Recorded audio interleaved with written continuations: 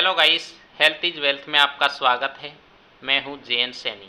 दोस्तों, आज इस वीडियो में हम बताएंगे आपको आईवी कैनुलाइजेशन टेक्निक क्या है, कैनुला किस तरह से लगाते हैं और इसकी प्रोसीजर स्टेप्स क्या हैं, एक की पिरिक में किस तरह से हम कैनुला लगाते हैं, इसके बारे में हम डिटेल से स्टेप बाय स्टेप पढ़ेंगे। फर्स्ट स्टेप है दोस्तों, introduce yourself to the patient and clarify the patient identity, explain the procedure to the patient and gain informed consent to continue. Inform that cannulation may cause some discomfort but that it will be short life. यानी रोगी को अपना परिचय दें और रोगी की पहचान स्पष्ट करें, रोगी को प्रक्रिया के बारे में समझाएं और आगे कंटिन्यूटी रखने के लिए रोगी की सहमति मांगें। और असुविधा यानी कैनुला से कुछ समय के लिए आपको असुविधा हो सकती है, वो आपको बतानी है। ठीक है, नेक्स्ट स्टेप है दोस्तों, इसमें ये है आपको इक्विपमेंट। आपको कैनुलाइजेशन करते समय क्या क्या इक्विपमेंट रखने चाहिए। एक ट्रे लोगे, ट्रे में आपको ये सारे इक्विपमेंट रखने हैं, है ना। Alcohol swab, gloves, alcohol swipes, disposal tourniquet, IV cannula different size के ले सकते हो, 18, 20, 22, 24। ठीक है, सुटेबल डायनाप्लास्ट या टेगाड्रम लोगे, या तो फ्लश सिरिंज लोगे, या फ्लश सिरिंज नहीं है तो सिरिंज और एनएस साथ में लेना पड़ेगा। क्लिनिकल वेस्ट यानी वाइट जो डस्टबिन होता है वो आपको लेना है शार्प कंटेनर के लिए। ठीक है, नेक्स्ट स्टेप है से आपके हाथ यानी sanitize your hand using alcohol cleaner, यानी आपको हैंड सैनिटाइज करने हैं। ठीक है, फोर्थ स्टेप है position the arm so that it be comfortable for the patient and identify vein, यानी उन पेशेंट के हाथ को कंफर्टेबल पोजीशन पे रखोगे और वेन आइडेंटिफाई करोगे। फिफ्थ स्टेप है दोस्तों, टूनिकेट बांधिए पेशेंट के और वेन चेक करिए, नस को आपको देखना है।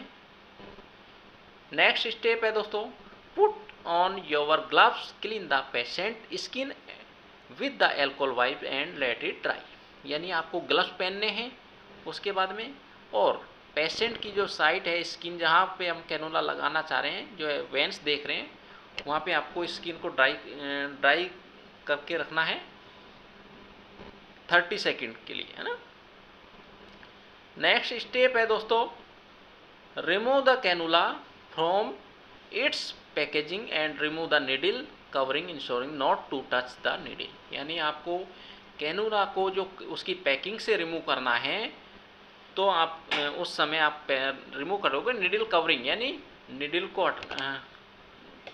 के कैप को हटाने के लिए आपको उसको टच नहीं करना है, नीडल को टच नहीं करना है। ठीक है दोस्तों, आगे है 8 स्टेप में, stretch the skin tightly and inform the patient that will should expect A sharp stretch, यानी आपको स्किन को पकड़ के रखना है, खींच के, है ना, अच्छे से। ठीक है, आगे नेक्स्ट स्टेप है, insert the needle bevel upward at about 30 degree, advance the needle until A flashback of blood in seen in the hub at the back of the cannula, यानी जब आप सुई इंसर्ट करने जा रहे हो 30 डिग्री पर, तो आपको कैनुला इंसर्ट करोगे तो उसके जो हब है पीछे कैनुला, उसमें आपको ब्लड दिखता है, तो आपको कैनुला हल्का सा आगे करोगे, है ना।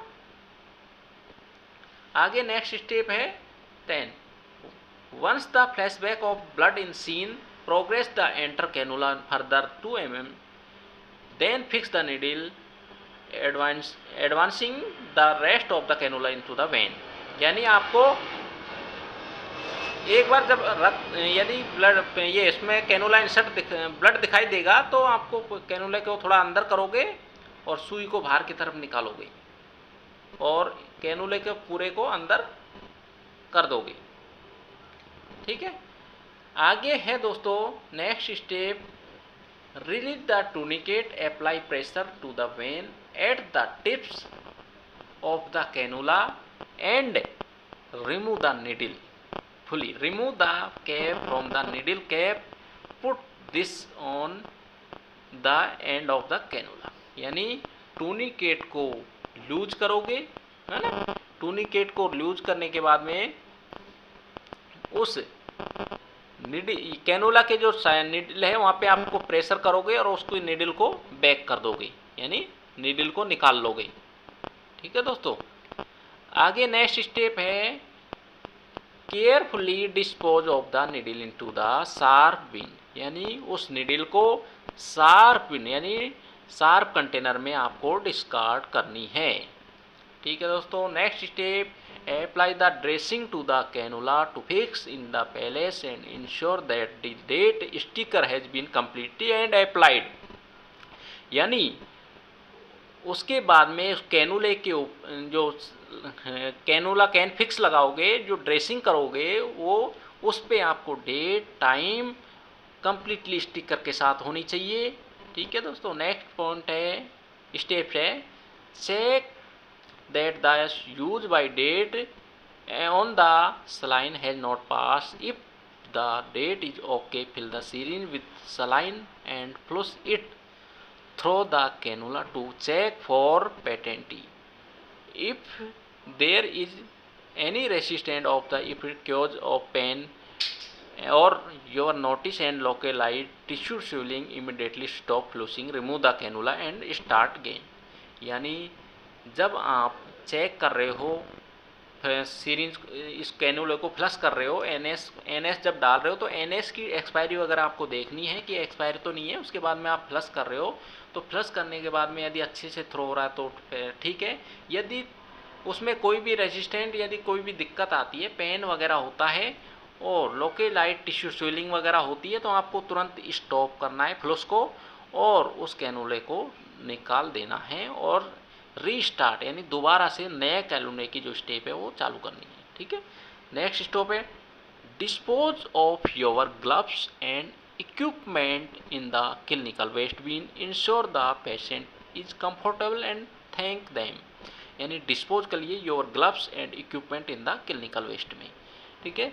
Ensure the patient is comfortable, और पेशेंट को कंफर्टेबल पोजीशन पे रखिए और पेशेंट्स को थैंक यू बोलिए। धन्यवाद दोस्तों। हमने ये बताया